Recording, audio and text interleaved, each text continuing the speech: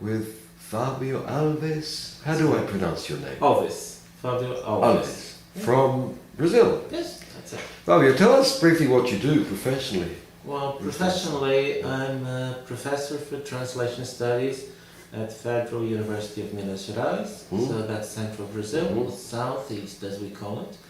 And so I'm in charge of what we call LETRA. LETRA is the Laboratory for Experimentation in Translation, where we do empirical experimental research in translation, mainly with a focus on expertise in translation and development of translation competence.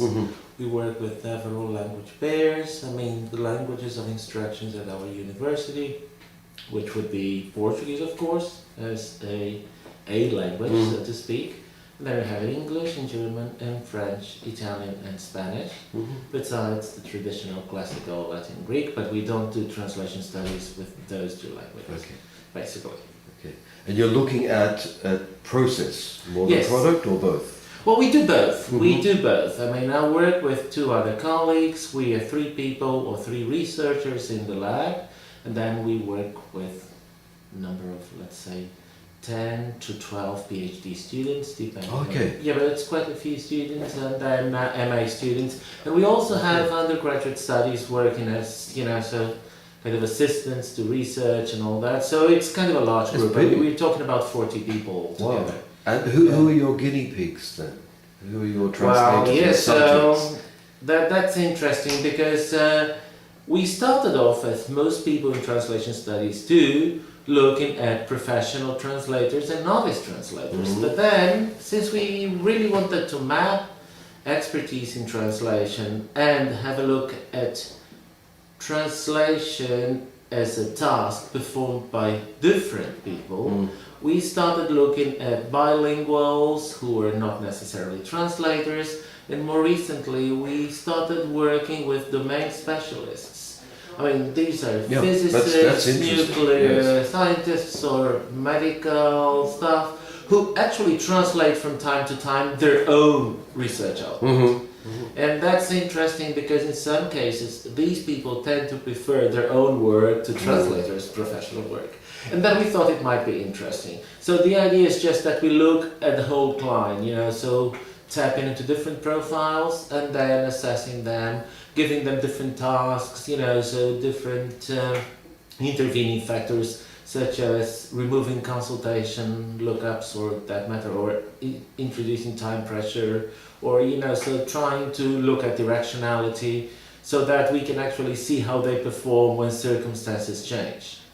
You're using what kind of methodologies then? Okay, so what kind of tools are you using? Yeah, basically, again, as most people in translation studies, we started off with TAPS, think aloud protocols. That's a while ago. Then with the advent of key logging, Translog, it's developed by Antlik Jacobsen at CBS, Denmark. So we started doing work using TAPS, more recently or later retrospective protocols, not concurrent, think aloud, retrospective protocols. That's when people talk about their translation after they've done that, immediately after they've done that. So we call it immediate retrospection.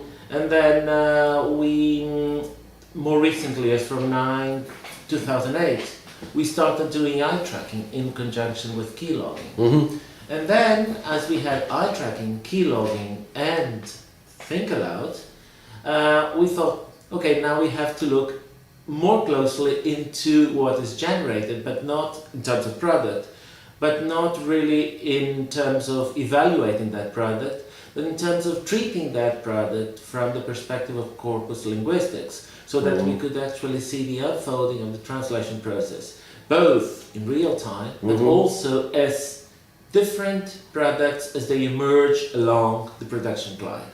So that's what we do. Basically, so we don't look at stages of the translation. We call these bits or these units macro units, or they are a sequence of micro units. The micro units are the time intervals that we get with translog and eye tracking. And then we have revisions and changes, either online or as an end revision phase. We group them all. We have a search engine that does that semi-automatically, so you can actually get a block which we call a macro unit, which goes from the first reading to the final output. Okay. We look at that kind of. So the process and product are joining up. Yeah, they're joining up. Yeah. They're joining up. Great. Can you tell us anything that translators don't already know? Don't already About, know. or are not aware of, perhaps? Well, I mean, I think it's not just what they don't know, but as you said, they are not aware of. Mhm. And that's what we are really interested in. And that's why we carry out retrospective interviews, retrospective protocols after or as a post-task investigation, so that what we do is just to look or try and look at translators' metacognitive activity. Mhm. So to tap into. So that means the translator's thinking about what they're thinking about when they're working. Yes, exactly, yes. exactly. But that's sometimes thinking about what they think they thought about, Yeah. and not exactly about what they thought about. And that's, for instance, in line with expertise studies. Mhm. What we see is just that, I mean, that would be an assumption. More expert translators would have higher levels of metacognitive activity, and therefore they would be in a position to tell you what they did. And what we really want to see is whether they can do that. Okay, So good. basically, that's what I think they might not be aware They of. might be better at lying too. Yeah, I yeah. think. Okay, all right. I want to go back to when you were beginning, when you were the age when one does doctoral studies, Mhm. early 20s, mid 20s. What were you doing at that stage? Right. How did you get from there to Yeah, yeah, yeah. In my case, I started off slightly later than usual. I was older when I started off for a simple reason that I didn't know what to do. Mm-hmm. I graduated very young, 22, but in economics, not in language, not in anything related to this. Yes. So I had a degree in economics and management, started working and didn't like it. I was 25 at the time. And I was making quite good money at the time, and everybody thought that was kind of strange that I would give it all up for nothing. Yes. And then I said, well, I'll start traveling around the world. I mean, I'd been to Europe before. I had lived in England. I had lived in Germany as an exchange student. And then I had languages, and I had a formal training. And I said, So your languages would be Portuguese, Portuguese. English, German, Spanish, and a bit of French. Yeah. fair enough. And a bit of Italian on the Okay, yeah. side. But then I worked basically with English, German, Portuguese, and Spanish. Okay. I mean, two Romance and two Germanic languages. But basically, what I did is just I started traveling. I went to India and China, went around the world basically for 3 years. And by the end of those 3 years, I realized that what I really liked was just working with languages. Mm-hmm. And then one of these funny things that happen in life, you don't really know where you're heading, but life takes you along.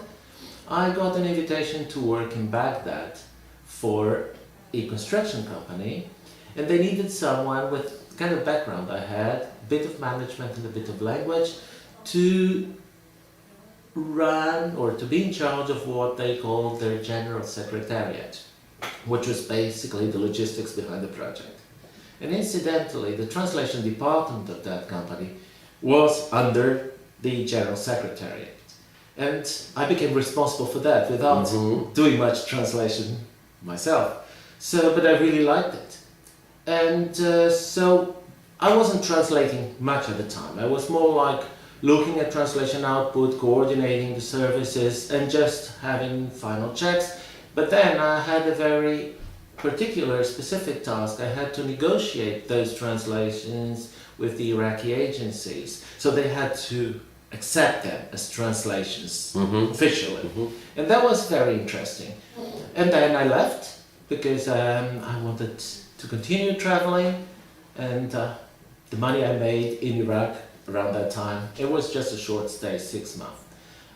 This is well prior to any wars, I would imagine. Yeah, well, Yes. there was this Iraq-Iran war. Oh, that at was the 10, time. 10 years. So Yeah, yeah. okay, So yeah, that yes, was yeah. kind of, well. Anyway, so I left, and then I thought, well, it's time to go back to university and get some formal training in translation.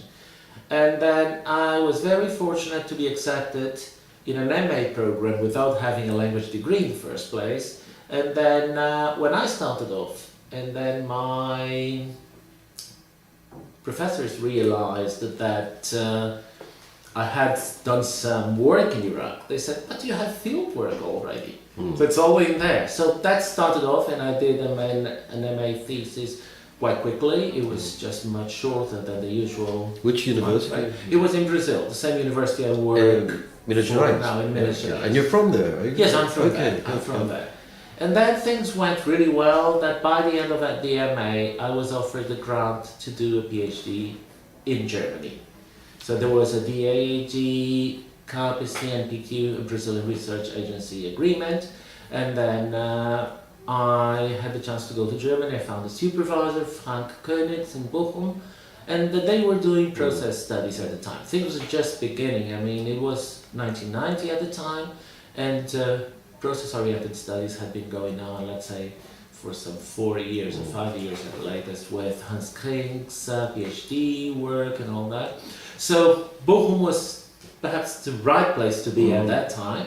And as I said before, people did think aloud studies, and what I did was to carry out a think aloud protocol study looking at translations produced from German into Portuguese, but looking at two different angles, or two different process lines, if you will. How Portuguese or European Portuguese did that, and how Brazilian Portuguese did that.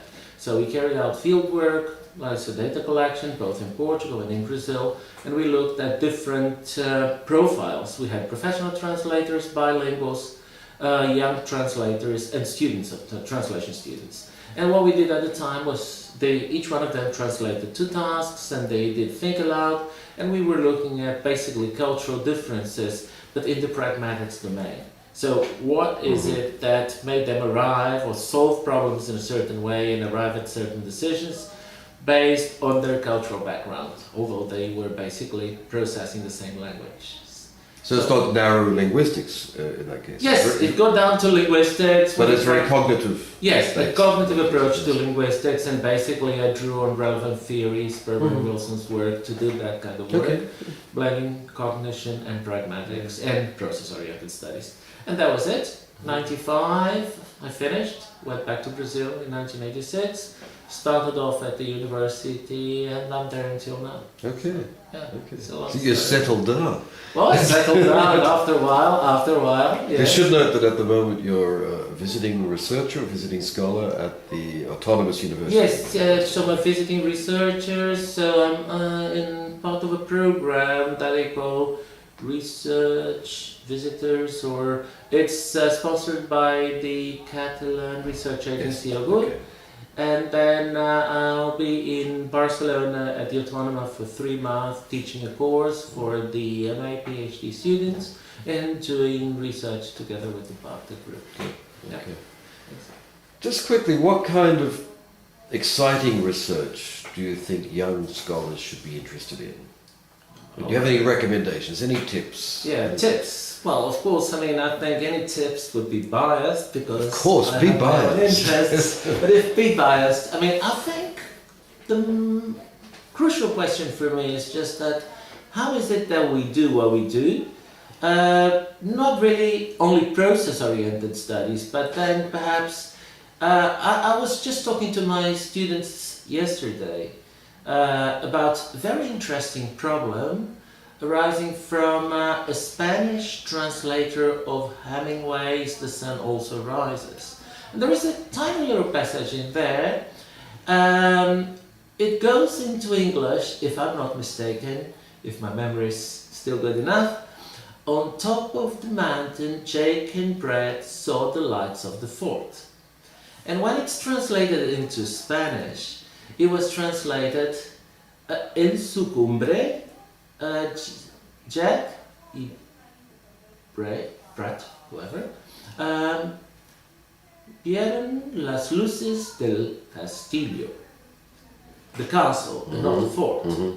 And the interesting thing is, why is it the translator, the Spanish translator, translated fort as castle, whereas there is a Spanish word fuerte, and on top of that, in having a Hemingway's novel, that fort in question is el Fuerte de San Cristóbal in Pamplona,